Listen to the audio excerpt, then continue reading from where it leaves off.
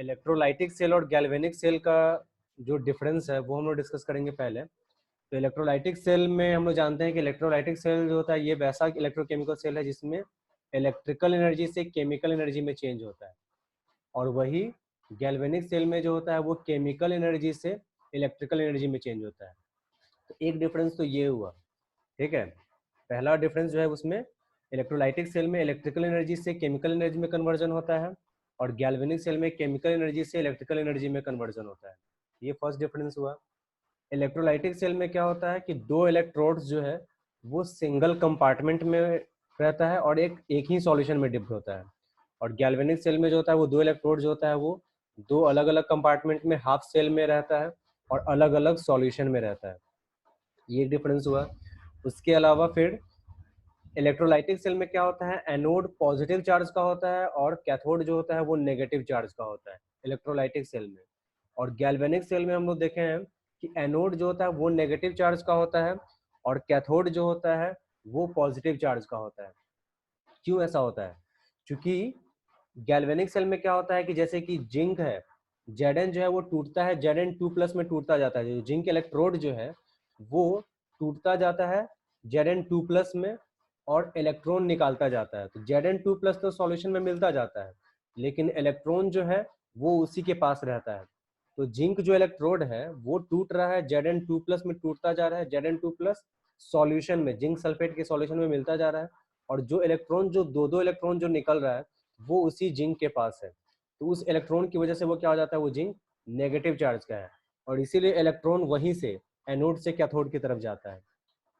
और कैथोड में क्या हो जाता है कि Cu2+ सॉल्यूशन से कैथोड की तरफ जो है पूरा उसको घेरे हुए रहता है इलेक्ट्रॉन को लेने के लिए। इलेक्ट्रॉन Cu2+ जो है दो इलेक्ट्रॉन लेता जाता है और Cu में कन्वर्ट होता जाता है। तो वहां पे Cu2+ पूरा कैथोड को सराउंड किया होता है, तो वहां पे वो पॉजिटिव चार्ज का होता है। तो इसमें इलेक्ट्रोलाइटिक सेल में एनोड पॉजिटिव चार्ज का होता है और कैथोड नेगेटिव चार्ज का, और वही गैल्वेनिक सेल में जो है वो एनोड नेगेटिव चार्ज का और कैथोड पॉजिटिव चार्ज का है। तो इसमें ये भी इसका डिफरेंस हो जाएगा। तो इसको देख सकते हैं इसमें। तो इलेक्ट्रोलाइटिक सेल में डिफरेंस में तो पहला डिफरेंस जो है conversion of electrical energy to chemical energy है, गैल्वेनिक सेल में conversion of chemical energy to electrical energy. Anode इसमें इलेक्ट्रोलाइटिक सेल में पॉजिटिव, कैथोड नेगेटिव, इसमें एनोड नेगेटिव, कैथोड पॉजिटिव। ठीक है, यहाँ पे two electrodes are dipped in same solution, और गैल्वेनिक सेल में two electrodes are dipped in different solution, दो डिफरेंट सॉल्यूशन में। यहाँ पे सिंगल कंपार्टमेंट में रहेगा, यहाँ पे टू डिफरेंट कंपार्टमेंट्स में रहता है। इसमें इलेक्ट्रोलाइटिक सेल में कंसेंट्रेशन ऑफ सॉल्यूशन जो होता है वो डिक्रीज करता जाएगा। जैसे NaCl है, तो NaCl जो होगा वो टूटेगा Na+ में, Cl- में टूटेगा। तो Cl- जैसे कि सॉल्यूशन से निकलता जाएगा और जाके Cl2 में चेंज होता जाएगा, तो पूरा Cl- यूज होता जाएगा। सॉल्यूशन में जो H+ है, Na+ जो भी है वो सब भी कैथोड के पास जाके डिस्चार्ज करता करता चला जाता है। इस तरह से जो सॉल्यूशन का जो कंसेंट्रेशन है वो डिक्रीज करता चला जाएगा। ठीक है, लेकिन इसमें गैल्वेनिक सेल में क्या होता है, एनोडिक हाफ सेल और कैथोडिक हाफ सेल, दो हाफ सेल होता है। एनोडिक हाफ सेल का कंसेंट्रेशन इंक्रीज करता है क्योंकि उसमें Zn2+ मिलता जाता है। पहले से जिंक सल्फेट का सॉल्यूशन तो है ही, और उसमें Zn2+ जिंक इलेक्ट्रोड से उसमें से आता जा रहा है, तो कंसेंट्रेशन ऑफ सॉल्यूशन इंक्रीज कर रहा है। और कैथोडिक हाफ सेल में क्या होता है, कॉपर सल्फेट जो Cu2+ SO4 में जो टूटता है उसमें से Cu2+ इलेक्ट्रॉन लेता जाता है और Cu में कन्वर्ट होता जाता है, डिपॉजिट होता जाता है। तो सॉल्यूशन से Cu2+ जाता जा रहा है, तो यानी कंसेंट्रेशन वहां पे डिक्रीज करता है। तो एनोडिक हाफ सेल का कंसेंट्रेशन इंक्रीज करता है और कैथोडिक हाफ सेल का कंसेंट्रेशन डिक्रीज करता है। ठीक है, तो ये चीज है इसका डिफरेंसेस। तो दोनों के बीच में ये सब डिफरेंस हम जो है बता सकते हैं। फिर इसके अलावा जो है इसमें फिर इसके बाद आ जाता है representation of galvanic cell. Galvanic cell का रिप्रेजेंटेशन जो है वो हम लोग ऐसे करते हैं, जैसे Zn है, Zn2+ में चेंज हो जाएगा। जिंक सॉलिड स्टेट में है इलेक्ट्रोड, और वो चेंज हो जाता है Zn2+ में, जो कि सॉल्यूशन में चला जाता है। सॉल्यूशन में चला जाएगा तो एक्वस हो जाएगा। तो ये एनोडिक हाफ सेल का है। और ये जो डबल लाइन जो है ये रिप्रेजेंट कर रहा है सॉल्ट ब्रिज को। फिर Cu2+, ये कैथोडिक हाफ सेल का है। Cu2+ जो कि एक्वस फॉर्म में है वो इलेक्ट्रॉन लेता जाएगा और Cu में चेंज होता जाएगा और डिपॉजिट होता जाएगा, यानी सॉलिड में वो चेंज हो जाएगा। तो ये कैथोडिक हाफ सेल का है। ठीक है, तो इस तरह से एक हम गैल्वेनिक सेल को सिंबॉलिकली जो है वो ऐसे रिप्रेजेंट कर सकते हैं, ठीक है। फिर इसके बाद ओवरऑल जो सेल रिएक्शन जो है, ओवरऑल सेल रिएक्शन जो है उसको अगर हमको देखना है तो ओवरऑल सेल रिएक्शन के लिए हम क्या करते हैं, ओवरऑल सेल रिएक्शन के लिए किया जाता है कि जो एनोडिक हाफ सेल में जो रिएक्शन होता है, कैथोडिक हाफ सेल में जो रिएक्शन होता है, उसको हम लोग क्या करते हैं, दोनों को जोड़ देते हैं, ठीक है। तो यहाँ पे जैसे कि एनोडिक हाफ सेल में रिएक्शन होता है, जिंक जो है Zn2+ में टूटता है, 2 इलेक्ट्रॉन रिलीज करता है, एनोडिक हाफ सेल का रिएक्शन। कैथोडिक हाफ सेल में क्या होता है, Cu2+ 2 इलेक्ट्रॉन लेकर Cu में चेंज कर जाता है, ये कैथोडिक हाफ सेल का रिएक्शन है। दोनों को ऐड करेंगे तो क्या हो जाएगा, 2 इलेक्ट्रॉन कट जाता है, तो ओवरऑल रिएक्शन जो है वो क्या दे देगा, Zn से Zn2+ ये और Cu2+ से Cu, तो रिडॉक्स रिएक्शन, यानी गैल्वेनिक सेल में रिडॉक्स रिएक्शन होता है, जिसकी वजह से वो इलेक्ट्रिकल एनर्जी जो है वो देता है, इलेक्ट्रिसिटी जो है वो सप्लाई करता है, ठीक है। तो ये सब है, इसका आ जाएगा, इसका डिफरेंसेस क्या क्या है, और इसके अलावा जो है वो कैसे हम लोग निकालते हैं ओवरऑल सेल रिएक्शन जो होता है उसका, ठीक है। अब इसके बाद जो है वो देखना है गैल्वेनिक सेल का ईएमएफ, ठीक है। गैल्वेनिक सेल के ईएमएफ के बारे में जो है वो हम लोग को डिस्कस करना है। तो पहले इसका हम लोग देखते हैं इलेक्ट्रोड पोटेंशियल, ठीक है। ये जो है ओवरऑल सेल रिएक्शन वही जो जोड़ के जो लाया गया वो है।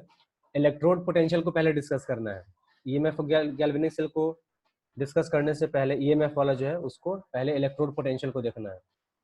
तो देखो इलेक्ट्रोड पोटेंशियल क्या होता है वो देखते हैं। तो when a metal is dipped in its salt solution, जब भी एक मेटल को उसके सॉल्ट सॉल्यूशन में डिप किया जाता है, जैसे जिंक को जिंक सल्फेट के सॉल्यूशन में, कॉपर को कॉपर सल्फेट के सॉल्यूशन में, जो गैल्वेनिक सेल में हम लोग डाले थे, डिप किए थे, तो उसका जो है उसमें, तो जब भी किसी मेटल को सॉल्ट सॉल्यूशन में उसके डाला जाता है, it either loses or gains electron, उसकी वजह, तो जैसे जिंक वाले में वो इलेक्ट्रॉन लूज करता है और कॉपर वाले में वो इलेक्ट्रॉन वहां पे गेन करता है। On account of this a potential is created between the charge of metal and it's solution, जिसकी वजह से पोटेंशियल कहाँ पे जनरेट होता है, कभी भी जैसे कि इसका जो है पॉजिटिव चार्ज और नेगेटिव चार्ज के बीच में पोटेंशियल का डिफरेंस होता है, दोनों चार्ज के बीच में, ठीक है। पोटेंशियल हम लोग जानते हैं किसी चार्ज को इन्फिनिटी से किसी पर्टिकुलर पॉइंट तक लाने में जो वर्क करना पड़ता है उसको हम लोग इलेक्ट्रिक पोटेंशियल बोलते हैं, और एक पॉइंट से दूसरे पॉइंट तक लाने में चार्ज को जो वर्क करना पड़ता है वो पोटेंशियल डिफरेंस होता है। दो पॉइंट का जो पोटेंशियल का जो डिफरेंस हुआ पोटेंशियल डिफरेंस, तो वही होता है। तो पोटेंशियल डिफरेंस जो है वो पॉजिटिव और नेगेटिव, जैसे जो बैटरी भी जो होता है उसमें एक पॉजिटिव टर्मिनल होता है, नेगेटिव टर्मिनल होता है, तो वो एक पोटेंशियल डिफरेंस क्रिएट करता है किसी भी कंडक्टर में। तो वैसे ही यहाँ पे भी है कि जब भी मेटल को उसके सॉल्ट सॉल्यूशन में डालेंगे, दूसरे मेटल को, कोई भी मेटल उसके सॉल्ट सॉल्यूशन में जब उसको डाला जाता है, तो वो या तो इलेक्ट्रॉन लूज करता है इलेक्ट्रोड, या फिर इलेक्ट्रॉन गेन करता है, जिसकी वजह से क्या हो जाता है, उसके सॉल्ट सॉल्यूशन और जो मेटल इलेक्ट्रोड है, वो जो उसमें जो चार्ज जो आ गया उसके बीच में एक पोटेंशियल क्रिएट हो जाता है, उसको हम लोग बोलते हैं इलेक्ट्रोड पोटेंशियल। जैसे Zn है ये टूटता है Zn2+ में, ठीक है। जब जिंक सल्फेट सॉल्यूशन में उसको डालते हैं तो जिंक Zn2+ में चेंज होता है, तो Zn2+ में चेंज हो गया, और उसका जो सॉल्ट सॉल्यूशन है तो उन दोनों के बीच में एक पोटेंशियल जनरेट हो जाता है, उसी को इलेक्ट्रोड पोटेंशियल बोलते हैं। तो वही है, when a metal is dipped in its salt solution it either loses or gains electron. On account of this a potential is created between the charge of metal, metal का जो charge है उसके और उसके सॉल्यूशन के बीच में एक potential generate हो जाता है Zn2+, और जो उसका सॉल्ट सॉल्यूशन है जिंक सल्फेट का जो सॉल्यूशन है उसके बीच में एक पोटेंशियल जनरेट हो जाता है, उसी को इलेक्ट्रोड पोटेंशियल बोलते हैं, ठीक है। जब कोई मेटल इलेक्ट्रॉन लूज कर रहा है, ठीक है, लूज करना यानी ऑक्सीडेशन करना, ठीक है, तो वहां पे जो इलेक्ट्रोड पोटेंशियल जनरेट होगा उसको हम लोग बोलेंगे ऑक्सीडेशन पोटेंशियल। इलेक्ट्रोड पोटेंशियल दो तरह का होगा, एक ऑक्सीडेशन पोटेंशियल, एक रिडक्शन पोटेंशियल। तो जब मेटल इलेक्ट्रॉन लूज करेगा मतलब ऑक्सीडेशन करेगा, तब जो पोटेंशियल जनरेट होगा उसको हम लोग बोलेंगे ऑक्सीडेशन पोटेंशियल। और जब कोई मेटल इलेक्ट्रॉन गेन करेगा तो वहां पे जो पोटेंशियल जो जनरेट हो रहा है इलेक्ट्रोड पोटेंशियल, ठीक है, वहां पे जो इलेक्ट्रोड पोटेंशियल जो जनरेट होगा उसको हम लोग बोलेंगे रिडक्शन पोटेंशियल। तो वही है, व्हेन मेटल लूजेस इलेक्ट्रॉन्स यानी ऑक्सीडाइजेस इन इट्स सॉल्ट सॉल्यूशन, अपने सॉल्ट सॉल्यूशन में, तो potential developed is called oxidation potential. तो जो पोटेंशियल जो डेवलप किया वो ऑक्सीडेशन पोटेंशियल है। व्हेन मेटल गेन्स इलेक्ट्रॉन, जो कॉपर वाले में हो रहा है, जैसे गैल्वेनिक सेल में कॉपर वाले में देखे थे, तो जब मेटल इलेक्ट्रॉन गेन कर रहा है यानी रिड्यूस कर रहा है इन इट सॉल्ट सॉल्यूशन, अपने ही सॉल्ट सॉल्यूशन में, तो वहां पे जो पोटेंशियल जो जनरेट होगा उसको हम लोग बोलेंगे रिडक्शन पोटेंशियल। ठीक है, तो इलेक्ट्रोड पोटेंशियल कब जनरेट होगा, जब भी कोई मेटल को जब उसके सॉल्ट सॉल्यूशन में डिप किया जाता है तो वो या तो इलेक्ट्रॉन लूज करता है या फिर गेन करता है, उसकी वजह से उस मेटल के चार्ज और सॉल्यूशन के बीच में एक पोटेंशियल जनरेट होता है, उसको हम लोग बोलते हैं इलेक्ट्रोड पोटेंशियल। और वो दो तरह का होगा, एक ऑक्सीडेशन पोटेंशियल, एक रिडक्शन पोटेंशियल। ऑक्सीडेशन पोटेंशियल तब जब मेटल इलेक्ट्रॉन लूज करता है तब जो पोटेंशियल जनरेट होगा, और जब कोई मेटल इलेक्ट्रॉन गेन करता है तब जो पोटेंशियल जनरेट होगा उसको हम लोग रिडक्शन पोटेंशियल बोलेंगे। ये चीज है। अब इसके बाद स्टैंडर्ड इलेक्ट्रोड पोटेंशियल क्या होता है, तो स्टैंडर्ड इलेक्ट्रोड पोटेंशियल तब होगा जब स्टैंडर्ड टेम्परेचर और प्रेशर जब हम लेंगे, जब भी इलेक्ट्रोड पोटेंशियल का की वैल्यू हम लोग स्टैंडर्ड टेम्परेचर स्टैंडर्ड प्रेशर पे जब मेजर करते हैं उसको बोला जाता है स्टैंडर्ड इलेक्ट्रोड पोटेंशियल, जिसमें उसको ई नॉट से रिप्रेजेंट किया जाता है। ऐसे अगर ये इसको इलेक्ट्रोड पोटेंशियल को अगर ई से रिप्रेजेंट कर रहे हैं, ईएमएफ को ई से रिप्रेजेंट कर रहे हैं, तो वहाँ पे ई नॉट से रिप्रेजेंट किया जाता है, वो देखेंगे इसका। तो वही है, तो इसका when the potential of electrode is calculated at standard temperature and pressure the potential is called standard electrode potential. जब भी इलेक्ट्रोड के पोटेंशियल को हम लोग स्टैंडर्ड टेम्परेचर और प्रेशर पे कैलकुलेट करते हैं, उस पोटेंशियल को बोला जाता है स्टैंडर्ड इलेक्ट्रोड पोटेंशियल, जिसको रिप्रेजेंट करते हैं ई नॉट सेल से। ठीक है, ई सेल सिंपली लिखा हुआ है, सेल जो सेल का अगर सिंपली ई लिखा हुआ है तो वो इलेक्ट्रोड पोटेंशियल होगा, ईएमएफ होगा। ईएमएफ मतलब इलेक्ट्रोमोटिव फोर्स होता है वो, ये इसके बारे में ऐसे भी डिटेल में ऐसे पढ़ना है करंट इलेक्ट्रिसिटी क्लास 12th में। तो EMF of cell, E cell का मतलब हुआ ईएमएफ ऑफ सेल, जो उसका जो पोटेंशियल होगा वो। ठीक है, तो वो उसमें ईएमएफ ऑफ सेल होता है, वही नॉट अगर जब उसमें लग गया तो वो स्टैंडर्ड हो गया, वो स्टैंडर्ड ईएमएफ। तो अब देखो, अब इसके बाद it is observe experimentally that, ये एक्सपेरिमेंटली ऑब्जर्व किया गया है स्टैंडर्ड रिडक्शन पोटेंशियल जो है स्टैंडर्ड ऑक्सीडेशन पोटेंशियल का नेगेटिव होता है। ठीक है, स्टैंडर्ड रिडक्शन पोटेंशियल किसी भी इलेक्ट्रोड का वो उसके ऑक्सीडेशन पोटेंशियल का नेगेटिव होगा। अगर जैसे कि मान लो सपोज करो कि किसी भी इलेक्ट्रोड का स्टैंडर्ड रिडक्शन पोटेंशियल अगर जैसे सपोज करो 2 वोल्ट है, 2 वोल्ट पोटेंशियल को हम लोग वोल्ट में मेजर करते हैं, तो उसी का जो ऑक्सीडेशन पोटेंशियल जो होगा वो क्या हो जाएगा, -2 वोल्ट। ठीक है, ये इस तरह से इसका हो जाता है। तो उसमें जो है इसका ये फॉर्मूला वो ध्यान में रखना है, ये काम आता है। तो इस तरह से स्टैंडर्ड रिडक्शन पोटेंशियल जो है वो स्टैंडर्ड ऑक्सीडेशन पोटेंशियल का नेगेटिव है, और स्टैंडर्ड ऑक्सीडेशन पोटेंशियल जो होता है वो स्टैंडर्ड रिडक्शन पोटेंशियल का नेगेटिव होता है, दोनों एक दूसरे का अपोजिट होता है। ठीक है, अगर किसी इलेक्ट्रोड का ऑक्सीडेशन पोटेंशियल 3 वोल्ट है तो उसी का रिडक्शन पोटेंशियल क्या हो जाएगा, -3 वोल्ट। ठीक है, दोनों एक दूसरे का अपोजिट होता है। अगर किसी इलेक्ट्रोड का रिडक्शन पोटेंशियल अगर -4 वोल्ट है, ठीक है, तो उसी का ऑक्सीडेशन पोटेंशियल हो जाएगा 4 वोल्ट। ये चीज होता है। तो इस तरह से जो है ये दिमाग में इसको रखना है इसका। अब इलेक्ट्रोड पोटेंशियल जो है वो कौन कौन से फैक्टर्स पे डिपेंड करता है, ठीक है, on what factors does electrode potential depend, तो उसमें आ जाता है नेचर ऑफ इलेक्ट्रोड्स, यानी कौन सा जिंक इलेक्ट्रोड लिए हैं कि कॉपर इलेक्ट्रोड लिए हैं कि कौन सा इलेक्ट्रोड लिए हैं, मतलब उस पर डिपेंड करेगा कि नेचर ऑफ इलेक्ट्रोड क्या है, उस पर उसका इलेक्ट्रोड पोटेंशियल डिपेंड करेगा। टेम्परेचर क्या लिया गया है, ठीक है, किस टेम्परेचर पे हम मेजर कर रहे हैं वो होगा एक फैक्टर। और उसके बाद nature of solution in which it is kept. ठीक है, तो इलेक्ट्रोड पोटेंशियल का डेफिनेशन में ही आता है, जब भी किसी इलेक्ट्रोड को उसके सॉल्यूशन में मिलाते हैं तब जो वो या तो इलेक्ट्रॉन लूज करता है या गेन करता है, तो वहां पे जो पोटेंशियल जनरेट होता है उस मेटल के चार्ज और उसके सॉल्यूशन के बीच में, तो मेटल पे तो डिपेंड करेगा ही, तो वो हो गया नेचर ऑफ इलेक्ट्रोड, और उसके सॉल्यूशन पे भी डिपेंड करेगा, तो वो हो गया nature of solution in which it is kept. तो ये दोनों पे तो डिपेंड करेगा ही, जो उसके डेफिनेशन में ही इंक्लूडेड है। और एक और फैक्टर आ जाता है टेम्परेचर, किस टेम्परेचर पे मेजर कर रहे हैं ये भी डिसाइड करेगा उसके इलेक्ट्रोड पोटेंशियल की वैल्यू। ठीक है, तो ये है इसका इलेक्ट्रोड पोटेंशियल से रिलेटेड बात जो है वो इसमें यही चीज है। ठीक है, अब इसका जो है वो देखना है EMF of this cell, EMF of galvanic cell जो है। ठीक है, जो ईएमएफ की बात कर रहे थे ईएमएफ होता है और एक होता है पोटेंशियल होता है, पोटेंशियल डिफरेंस। दोनों में फर्क क्या होता है? ईएमएफ भी वोल्ट में ही मेजर होता है और पोटेंशियल डिफरेंस भी जो है वोल्ट में ही मेजर होता है। तो दोनों में फर्क क्या है? तो दोनों में फर्क इस बात का है कि जैसे कि अगर कोई बैटरी अगर हम लाते हैं तो उसका जैसे कि लिखा रहता है 1.5 वोल्ट, 10 वोल्ट, जो भी अगर उसका लिखा हुआ है वो उसका ईएमएफ है। ईएमएफ जो है वो मैक्सिमम वैल्यू होता है। जो कोई भी बैटरी, कोई भी सेल जो मैक्सिमम पोटेंशियल जो सप्लाई कर सकता है वो है उसका ईएमएफ। ठीक है, तो ईएमएफ तब होगा जब वो अभी ऑपरेट नहीं कर रहा है। ठीक है, जब वो सेल ऑपरेट नहीं कर रहा है तब जो है वो ईएमएफ है। और जैसे ही वो सेल ऑपरेट करने लगा, ठीक है, यानी केमिकल रिएक्शंस होने लगा, उसके बाद से वो ईएमएफ नहीं, तब उसके बाद से वो होने लगता है, तब वो पोटेंशियल होने लगता है, पोटेंशियल डिफरेंस। ठीक है, तो ईएमएफ एक मैक्सिमम वैल्यू है जो कि जब सेल ऑपरेट नहीं कर रहा तब वो देखा जाता है। और जैसे जैसे वो घट, उसके बाद धीरे धीरे हम जानते हैं जो भी सेल होता है उसका जो पोटेंशियल ईएमएफ जो होता है वो धीरे धीरे घटने लगता है। ठीक है, फाइनली वो जीरो हो जाएगा। उसके बाद वो इलेक्ट्रिसिटी सप्लाई कर ही नहीं सकता है, जैसे कि जो बैटरी होता है जब तक या फिर जो जो हम लोग यूज करते हैं जो चार्जेबल बैटरी होता है, तो उसको जब तक हम चार्ज नहीं करेंगे तब तक नहीं होगा। तो धीरे धीरे उसका जो पोटेंशियल घटने लगता है। तो जो मैक्सिमम वैल्यू है जब वो ऑपरेट नहीं कर रहा है तब वो ईएमएफ है। और जैसे ही उसके बाद से वो यूज होने लगा, घटने लगा, उसके बाद से वो पोटेंशियल डिफरेंस होने लगता है। ठीक है, तो ईएमएफ ऑफ द गैस, इसको बोलते हैं इलेक्ट्रोमोटिव फोर्स।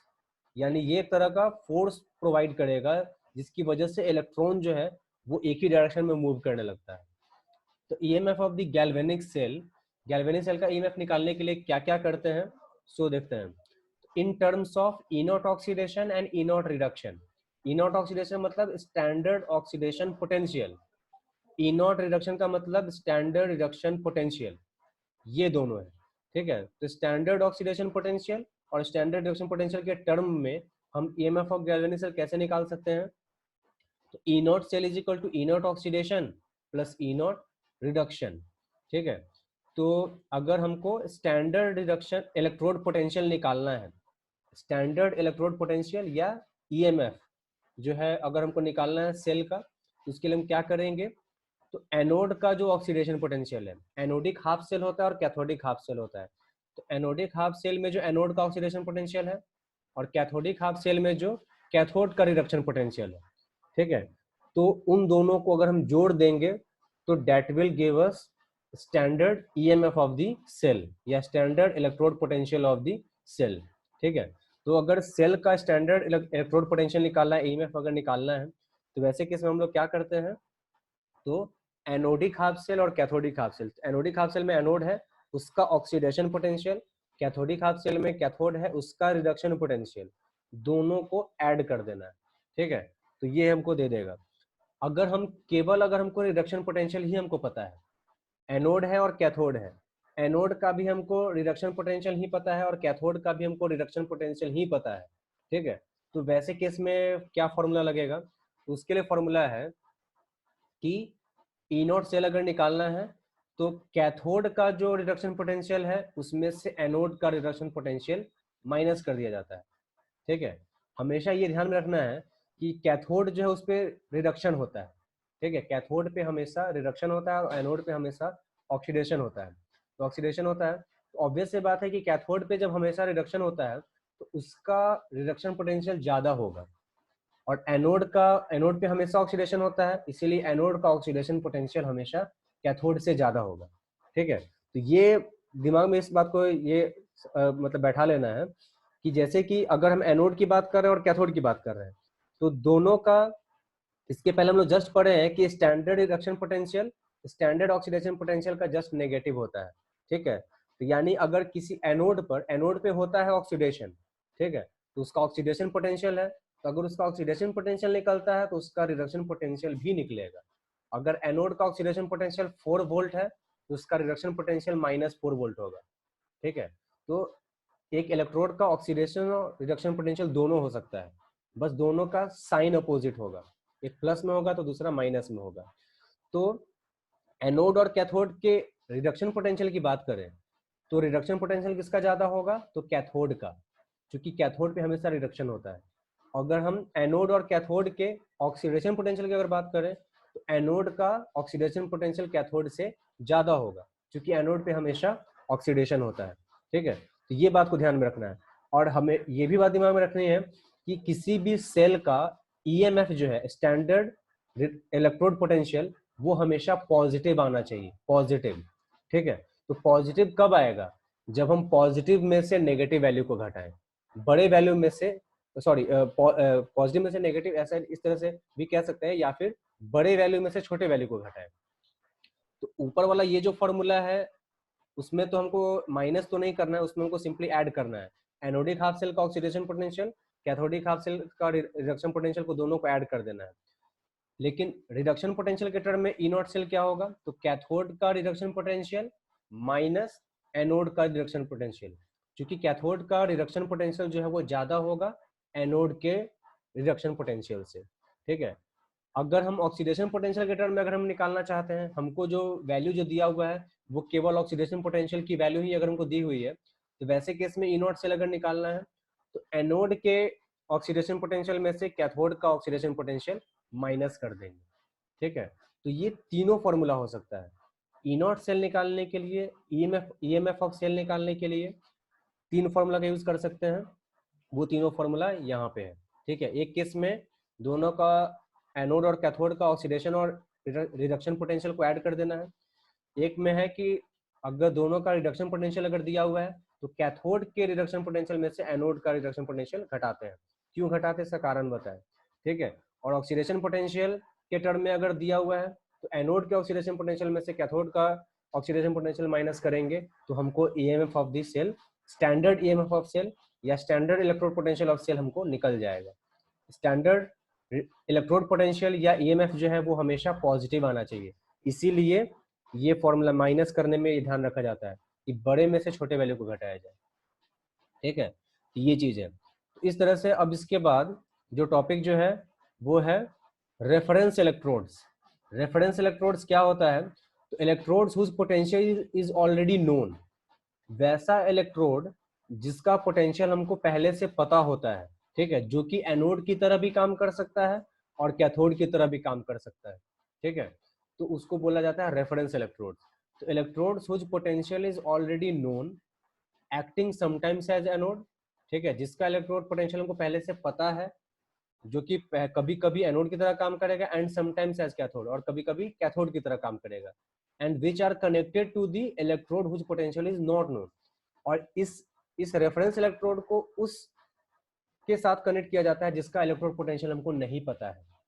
ठीक है, तो ये जो रेफरेंस इलेक्ट्रोड है ये वैसा इलेक्ट्रोड है जिसका पोटेंशियल हम लोग को पहले से पता है। ठीक है, और ये एनोड की तरह भी काम कर सकता है और कैथोड की तरह भी काम कर सकता है, और इसको कनेक्ट उस इलेक्ट्रोड से किया जाता है जिसका पोटेंशियल हमको नहीं पता है, वो हमको निकालना है। ठीक है, तो वहां पे तो रेफरेंस इलेक्ट्रोड का इस्तेमाल जो है वो किसी भी इलेक्ट्रोड के इलेक्ट्रोड पोटेंशियल को कैलकुलेट करने के लिए हम यूज कर सकते हैं। ठीक है, इसके एग्जांपल में है स्टैंडर्ड हाइड्रोजन इलेक्ट्रोड और calomel electrode. These are two reference electrodes whose electrode potentials are already known and which act sometimes as anode and sometimes as cathode, and which are connected to other electrode whose potential is not known, जिसका potential जो है पहले से नहीं पता है।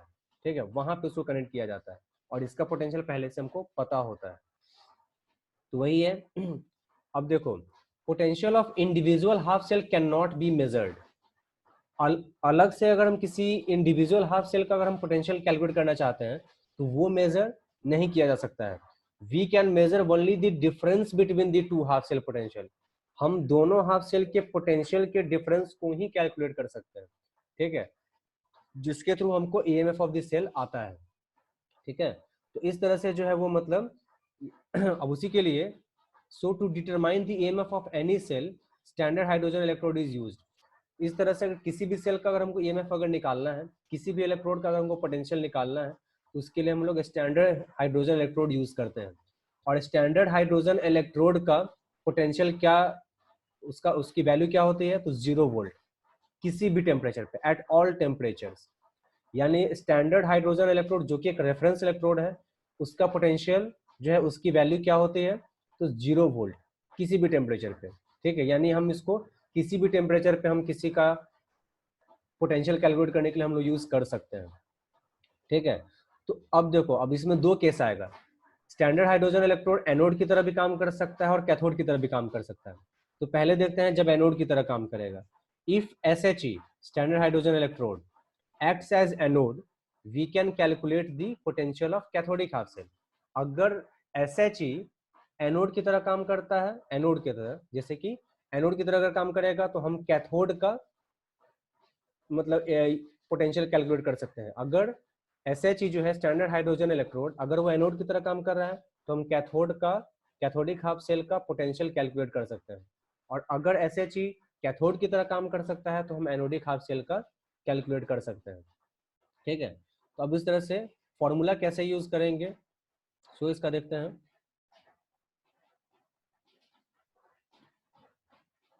इसमें देखो, E naught cell is equal to E naught oxidation plus E naught reduction. ठीक है, तो अगर हमको सेल का जो सेल हम जो पूरा मेरा जो गैल्वेनिक सेल है उसका हमको ईएमएफ अगर हमको पता है, तो ई नॉट सेल क्या है, तो स्टैंडर्ड ईएमएफ ऑफ सेल, पूरे सेल का ईएमएफ। और ये इज इक्वल टू हम जानते हैं E naught oxidation plus E naught reduction, जो पहला फॉर्मूला था। ये एनोड का ऑक्सीडेशन पोटेंशियल और कैथोड का रिडक्शन पोटेंशियल, इन दोनों का सम होता है। ठीक है, तो ई नॉट सेल हमको पता है। और जब स्टैंडर्ड हाइड्रोजन इलेक्ट्रोड एनोड की तरह जब काम करेगा, एनोड की तरह, तो जब एनोड की तरह काम करेगा तो वैसे केस में उसका हमको ऑक्सीडेशन पोटेंशियल पता है। ठीक है, जो कि क्या होता है, 0। तो स्टैंडर्ड हाइड्रोजन इलेक्ट्रोड हम जस्ट बताए हैं कि एनोड की तरह भी काम करेगा और कैथोड की तरह भी काम करेगा, और उसका पोटेंशियल की वैल्यू क्या होती है, तो 0 वोल्ट। तो जब वो एनोड की तरह काम करेगा तो उसका ऑक्सीडेशन पोटेंशियल 0 वोल्ट होगा, और जब वो कैथोड की तरह काम करेगा तो उसका रिडक्शन पोटेंशियल 0 होगा, क्योंकि उसका पोटेंशियल का वैल्यू, उसकी वैल्यू ही होती है 0 वोल्ट। ठीक है, तो वही चीज है। तो ई नॉट सेल, ये फॉर्मूला हम जानते हैं। तो अगर हमको उस गैल्वेनिक सेल का, हमको पूरे सेल का ईएमएफ पता है, इसका ई नॉट ऑक्सीडेशन जो है वो, चूंकि SHE एनोड की तरह काम कर रहा है इसलिए 0 है, तो इस फॉर्मूला के हिसाब से हम ई नॉट रिडक्शन निकाल सकते हैं। ठीक है, जो कैथोडिक हाफ सेल का, जो कैथोड का रिडक्शन पोटेंशियल, हम इस फॉर्मूला के हिसाब से निकाल सकते हैं। क्योंकि हमको ये वैल्यू 0 हमको पता है और गैल्वेनिक सेल का हमको ईएमएफ पता है, तो हम यहाँ से ई नॉट रिडक्शन निकाल सकते हैं। तो ये क्या देगा हमको, रिडक्शन पोटेंशियल ऑफ कैथोड। तो इस तरह से हम कैथोड का रिडक्शन पोटेंशियल इसको यूज करके, SHE को यूज करके हम लोग कैलकुलेट कर सकते हैं। उसी तरह से if SHE acts as cathode, अगर स्टैंडर्ड हाइड्रोजन इलेक्ट्रोड कैथोड की तरह काम करता है तो हम एनोडिक हाफ सेल का पोटेंशियल कैलकुलेट करेंगे। क्योंकि SHE कैथोड की तरह काम कर रहा है तो एनोडिक हाफ सेल का हम लोग पोटेंशियल कैलकुलेट करेंगे। फिर यही फॉर्मूला यूज करेंगे, E naught cell is equal to E naught oxidation plus E naught reduction. ठीक है, ई नॉट सेल पता है, उस पूरे सेल का हमको ईएमएफ पता है। ठीक है, और ई नॉट, चूंकि SHE अब यहाँ पे किसकी तरह काम कर रहा है, कैथोड, और कैथोड का रिडक्शन होता है तो उसका रिडक्शन पोटेंशियल का वैल्यू हमको पता है 0। ठीक है, तो ये हमको पता ही है ई नॉट सेल, और ये 0 पता है ही। तो इस तरह से यहाँ से ई नॉट ऑक्सीडेशन, यानी एनोड का ऑक्सीडेशन पोटेंशियल हम निकाल लेंगे। ठीक है, तो एक ही SHE है, स्टैंडर्ड हाइड्रोजन इलेक्ट्रोड, जिसके पोटेंशियल की वैल्यू 0 वोल्ट है, तो उसको हम एनोड की तरह यूज करके हम कैथोड का रिडक्शन पोटेंशियल निकाल लिए यहाँ पे, और उसी SHE को कैथोड की तरह यूज करके हम एनोड का ऑक्सीडेशन पोटेंशियल जो है वो कैलकुलेट कर लेंगे। ठीक है, तो इस तरह से स्टैंडर्ड हाइड्रोजन इलेक्ट्रोड एक रेफरेंस इलेक्ट्रोड है जिसके पोटेंशियल की वैल्यू हमको पहले से पता होती है, और उसको एनोड और कैथोड दोनों की तरह हम यूज कर सकते हैं। और उस SHE, उस रेफरेंस इलेक्ट्रोड का यूज हम लोग किसी भी इलेक्ट्रोड का पोटेंशियल कैलकुलेट करने के लिए करते हैं। तो यहाँ पे कैथोड का रिडक्शन पोटेंशियल कैलकुलेट करने के लिए यूज किए, और यहाँ पे एनोड का ऑक्सीडेशन पोटेंशियल को कैलकुलेट करने के लिए यूज कर लिए। ठीक है, तो इस तरह से इसका ये यूज होता है। ठीक है, तो आई होप यहाँ तक जो है वो ये सब अच्छे से क्लियर होगा। इसको अच्छे से पूरा ध्यान से समझते हुए इसको जो है वो देखना है। अब है construction of SHE, standard hydrogen electrode का कंस्ट्रक्शन कैसा होता है। तो ये तो इसका यहाँ पे ये डायग्राम है। ठीक है, डायग्राम होता है, इसका कंस्ट्रक्शन जो होता है वो किस तरह का होता है। तो standard hydrogen electrode consist of platinum electrode, इसमें एक प्लैटिनम इलेक्ट्रोड होता है। कोटेड विथ प्लैटिनम ब्लैक, और प्लैटिनम ब्लैक से ही वो कोटेड रहता है। प्लैटिनम का इलेक्ट्रोड है और उसी पे जो है प्लैटिनम ब्लैक से पूरा कोटेड होता है, ठीक है। The electrode is dipped in an acidic solution, और इस इलेक्ट्रोड को एक एसिडिक सॉल्यूशन में डिप कर दिया जाता है, ठीक है। एसिडिक सॉल्यूशन में इसको डिप किया हुआ है, देख सकते हैं यहाँ पे जो सॉल्यूशन जो है वो कैसा है, तो एसिडिक है। ये हो गया। And pure hydrogen gas is bubbled through it, और इसमें क्या किया था, यहाँ से देख सकते हैं इसके थ्रू H2 गैस, ये हाइड्रोजन गैस जो है 1 बार एटमॉस्फेरिक प्रेशर पे इसको इंट्रोड्यूस किया जा रहा है, डाला जा रहा है। तो जब गैस को जब इंट्रोड्यूस किया जा रहा है तो उसमें से बबल्स प्रोड्यूस होता है, ठीक है। तो यही बबल्स यहाँ पे निकल रहा है, ठीक है। तो वही है, electrode is dipped in an acidic solution, electrode को जो है एसिडिक सॉल्यूशन में डिप कर दिया जाता है, और प्योर हाइड्रोजन गैस को इसमें बबल कर दिया जाता है, उसमें डाला जाता है। Concentration of both the reduced and oxidised forms of hydrogen, यहाँ पे हाइड्रोजन है, ठीक है, क्योंकि एसिडिक सॉल्यूशन है तो उसमें H+ वो देगा। तो हाइड्रोजन का रिड्यूस्ड फॉर्म हो या फिर ऑक्सीडाइज्ड फॉर्म हो, दोनों के कंसंट्रेशन को यूनिटी पे, मतलब उसकी वैल्यू को 1 लेके चला जाता है, ठीक है।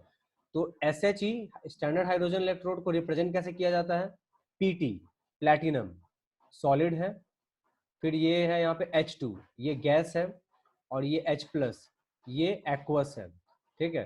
तो यहाँ पे हाइड्रोजन जो है वो H+ जो है वो H2 में भी चेंज होगा, ठीक है। H+ जब एक इलेक्ट्रॉन लेता है तो वो H2 में चेंज होता है, और वही हाइड्रोजन जब H+ इलेक्ट्रॉन देता है H+ में जब चेंज होता है तो वो, तो जब हाइड्रोजन जब इलेक्ट्रॉन देगा तो H+ में बदलेगा, तो वहाँ ऑक्सीडेशन हुआ, और जब वही H+ जब इलेक्ट्रॉन लेता है तो वो H2 में बदलता है, तो यहाँ पे रिडक्शन हुआ।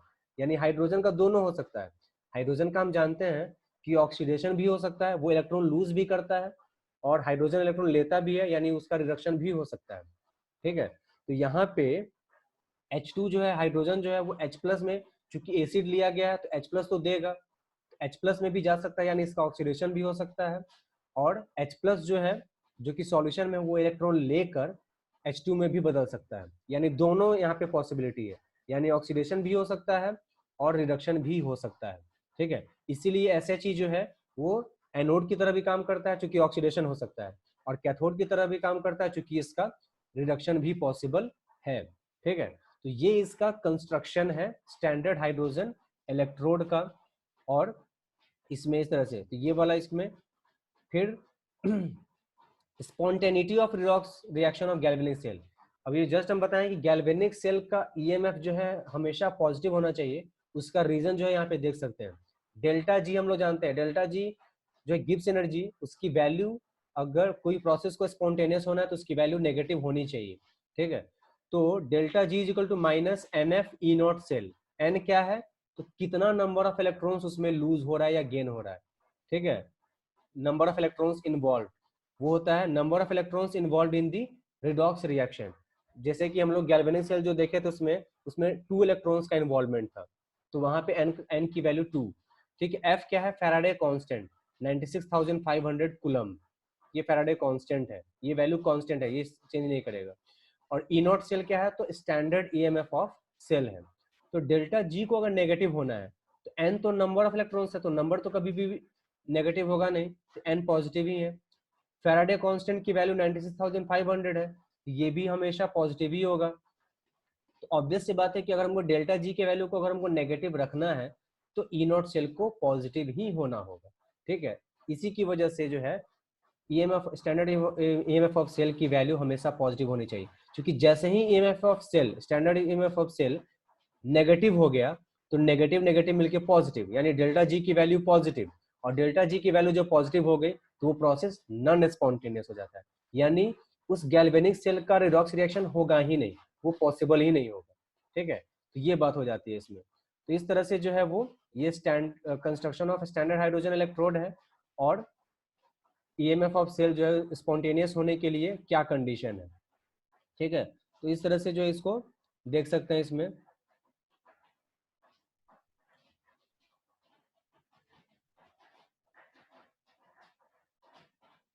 तो अब उसके बाद जो है इसमें